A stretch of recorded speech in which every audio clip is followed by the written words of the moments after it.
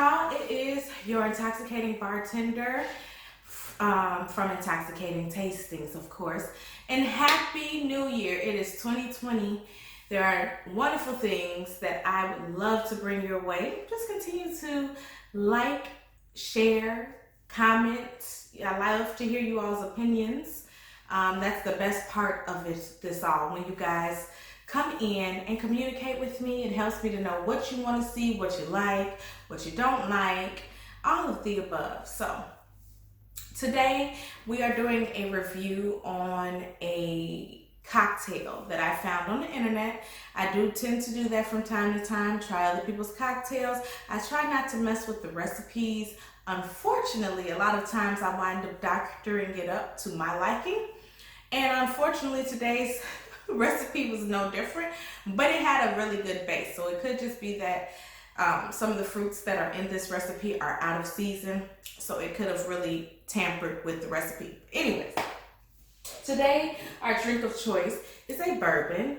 And I found this beautiful bourbon, Rabbit Hole. Cave Hill Kentucky Straight Bourbon Whiskey, okay?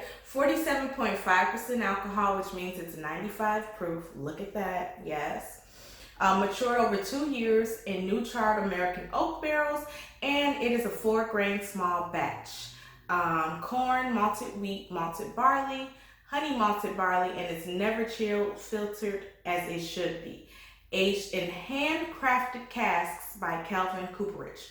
So that's pretty dope, okay? And they give you all of that information on the bottom. Small batch always makes me pick things up. And when it says placed a double gold in a world wine and spirits competition, that doesn't hurt either, all right? So as far as that review, look for it at a later date. But today, I just want to let you know that that's what we use. So this drink is called Blackberry Winter. And it consists of the bourbon. It also consists of sweet and sour, which we made homemade. And the recipe gave instructions for how to make the homemade sweet and sour. We have a video on our YouTube channel. It follows the recipe to a T. So check that out. And then also a Blackberry Puree, which I will put in the comments below how to make the Blackberry Puree. So when you mix all of those together, the recipe called for 1.5 ounce whiskey, 2 ounces sweet and sour, and 1 ounce of puree. Now, first and foremost, when I make drinks, 1.5 ounce whiskey is never enough, especially when I'm chilling at home, which I do often. So I knew that that was kind of a red flag, but you hardly catch many recipes that are going to give you big quantities of alcohol, so no problem. I can always double it up later. The sweet and sour, kind of, to me, I was worried because it seemed like it was too much sweet and sour for the drink, especially when blackberries and raspberries kind of don't have this huge flavor profile, so it kind of worried me a little bit, but I followed it to a T. And sure enough, the sweet and sour, unfortunately overpowered everything else. So my first step was, well, add more whiskey, because I already said 1.5 ounces is not enough. I did that, and the lemon still overpowered, and the whiskey kind of was unbalanced.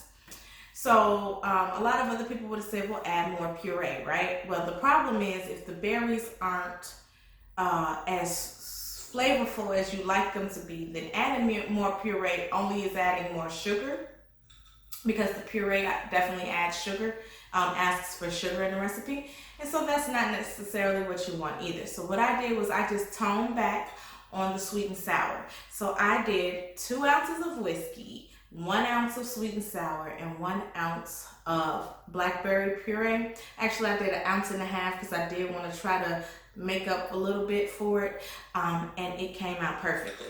Look at this beautiful drink. It's so pretty. You do drink it with ice. I do have ice cubes, like these big whiskey ice cubes with a blackberry and a raspberry in it, but you wouldn't be able to see it on video, so I didn't do that. Before cocktails, like a cocktail party or your girls coming over, would be a phenomenal thing to do. It's just these big bricks of ice so that it doesn't water down your drink with these cute little fruits in it. Just a conversation piece, you know? So really excited about that. I'll send you a picture of that too. And the cube tray I use to make it. So what I love about this is a lot of people wouldn't think to put a lot of fruit with their bourbon. But the fruit and the bourbon and the lemon pair together phenomenally.